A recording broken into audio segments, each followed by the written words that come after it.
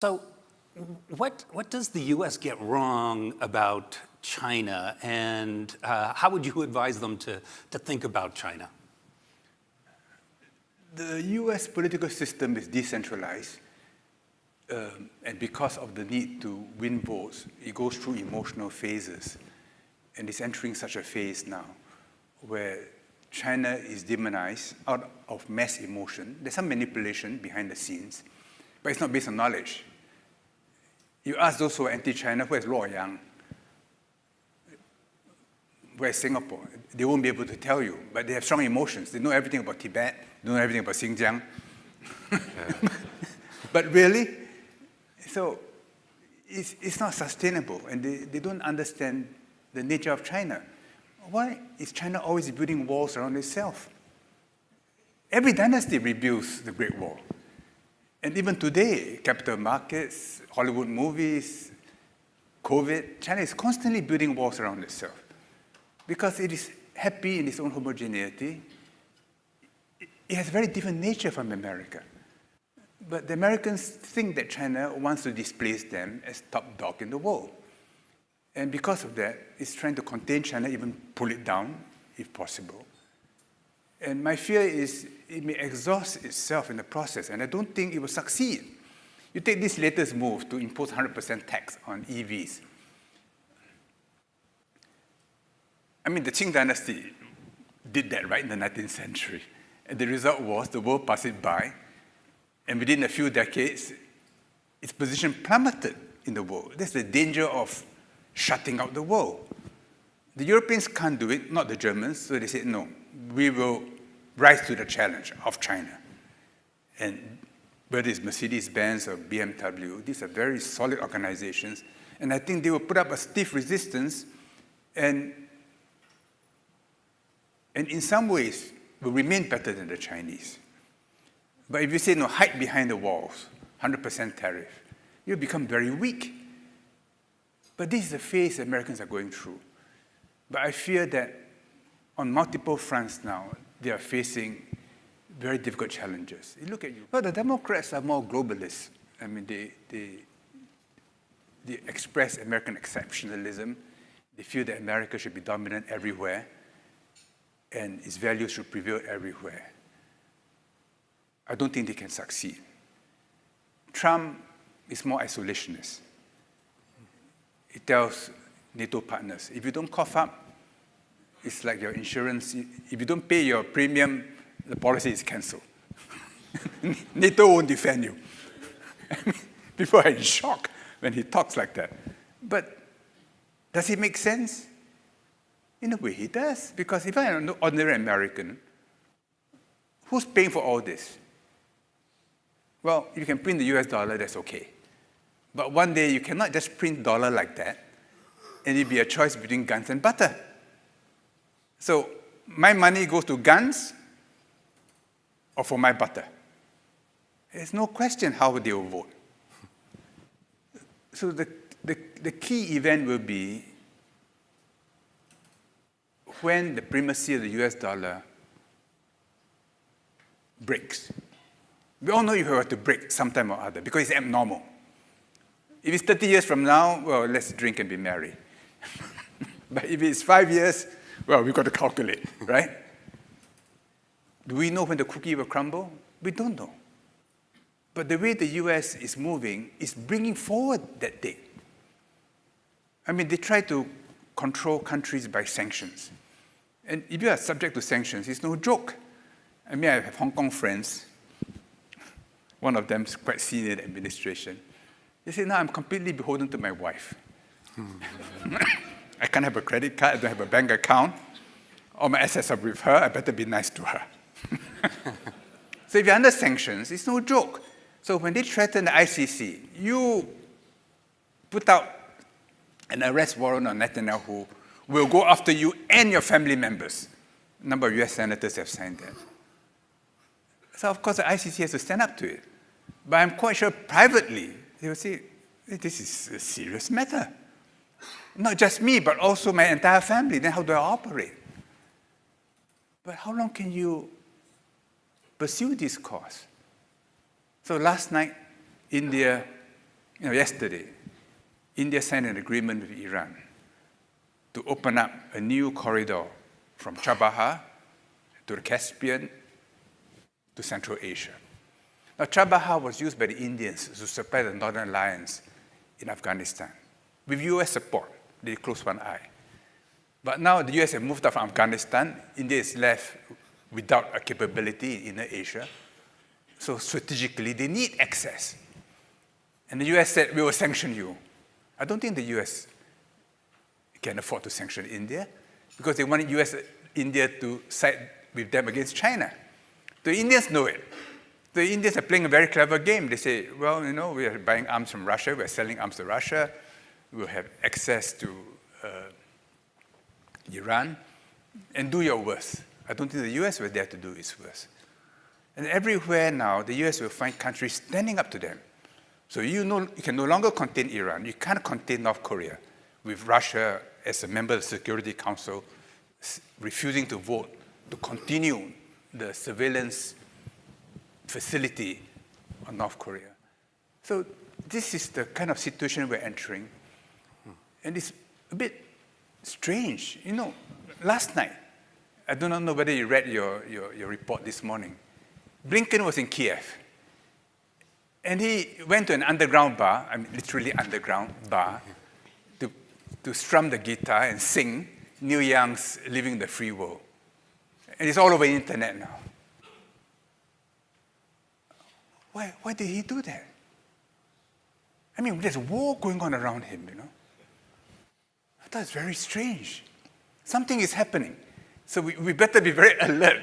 We're entering a great transition. US, China is part of it. India is part of it. Middle East is part of it. Ukraine and Gaza are certainly a part of it. And one way or another, it will affect us in Southeast Asia. There's information warfare against China. Yes, China faces a lot of problems. They punctured the real estate sector, and it take them years to sort it out, but they put a bottom to it because it's on everybody's balance sheet and they can't afford for it to implode. I think the real estate sector in China has bottomed out. There'll still be scares here and there, but by and large it's bottomed out. But it will not go back to the go-go years of the past, not for many years, if ever. Is China in trouble? I don't think so. Look at their factories, look at their EVs. Look at how terrified the Europeans are, accusing China of having overcapacity. How can you blame China for overcapacity when you're taking liberties with yourself, having long summers and working short hours? And you say, no, you are working too hard. There are consequences. And if families take liberties with their children or with themselves, there are consequences. So if you look at Asia, look at China, look at Southeast Asia, look at India. There are people who are hardworking, who obsess over their children, who want to have of them a higher education, who will scream in order that their kids will have a better education, better health, a better life.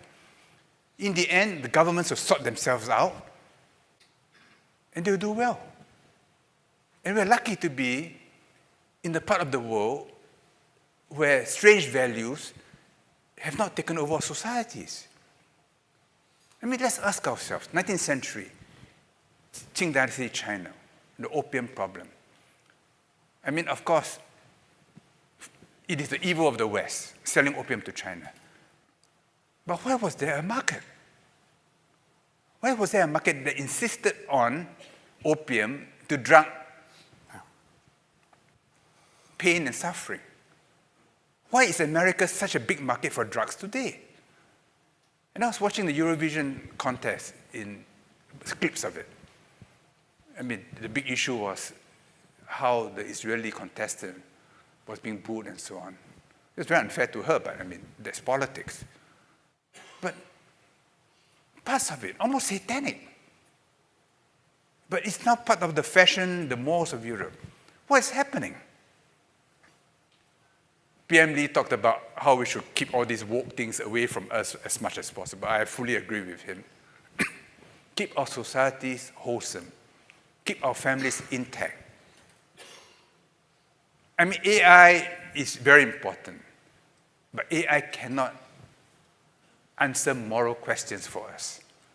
In the end, it's every individual, every child who must make the choice. Be immersed in technology, make use of it, but have our own sense of what it means to be a human being. So if we use that as a template to judge human society, I say we are very lucky to be in a part of the world where societies, by and large, are wholesome and will do well. But of course, if there's war, then everything gets upset. So there must be an overriding desire and mission to keep the peace in the region, to keep conflicts within bounds. I think ASEAN will be okay. ASEAN is not held together by love, it is held together by fear. Because even if you're Indonesia, you know that others are much bigger, and if we don't stick together, we'll be balkanized. And instead of becoming neighbors, we become clients of big powers. Instead of using them, they make use of us. That's always the threat. It's like the Philippines now. The Philippines have legitimate disputes with China. Both sides have their cases. The Americans see an opportunity there and jump in. They bring in the Japanese. And now Philippine politics is caught up in this. Can an accident happen? Yes. Will it lead to war? I doubt it. Because in the end, interests will assert themselves. And the business community in the Philippines, which has a strong Chinese component, they don't like what they're seeing. And below the emotions, the Filipinos know that in the end, they need economic development. And to some extent, if the Americans are somewhere, they strengthen their negotiating position with China. So China must manage this skillfully, understanding the domestic politics, understanding that deep inside, the Filipinos are pro-American. I remember when the Filipinos asked the Americans to leave Clark and Subic base. They said, GI, go home, but bring me along with you. So this is the Philippines as it is. So China must work with it and find a way to save face. I mean, they had an agreement, a gentleman's agreement with Duterte, which Marcos has repudiated. So, okay. So they must find a new way to equilibrate and make use of the Americans and not be made use of by the Americans. But that's very difficult. When you try to make use of a big power, you end up being made use of by them. So Singapore has learned that lesson. We are very careful. Then look at Vietnam. Vietnam has made a very important decision to go with China. It was not well reported, but Vietnam has agreed that Hanoi will be linked to Kunming and Nanning by high-speed rail. This is big, because each connection is tens of billions of dollars and will change the topological configuration of logistics and supply chain and human movement for decades to come. The Vietnamese held back this decision for a long time, but they're cracking down on corruption. China is now an inspiration to the General Secretary, but he's having one hell of a fight in Vietnam. But I think in the end, they have no choice. Because if the Communist Party is termite-ridden, there's no hope for Vietnam. They know it. And they didn't fight the French and Americans for nothing. And just this month, just maybe today, I think, they are celebrating the 70th anniversary of their victory over the French in Dien Bien Phu. Generations died to secure the independence. They are not going to throw it all away by allowing corrupt officials to take over the country. And they're watching China and the way it's going. So they will take that same route. Indonesia, Prabowo, first visit to China, people scratched their heads. Why did he do that?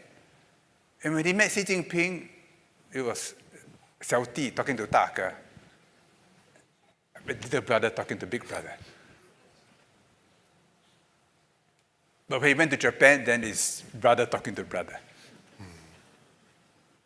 But don't be mistaken, because Southeast Asians have seen China in early incarnations. They know the Chinese like all these things. So when they go to China, they will bow and they will scrape and so on. But it doesn't mean that they are servile inside. And if interests are involved, they will assert themselves, as we see in the Philippines. But it's part of Li, it's part of the ritual of relations with China. And you look at the other countries, Laos, Cambodia, Thailand, Malaysia, Brunei. No one wants China to be an enemy. And the Americans don't understand this yet. That because China is getting bigger and bigger for us, all of us want the Americans to be in the room.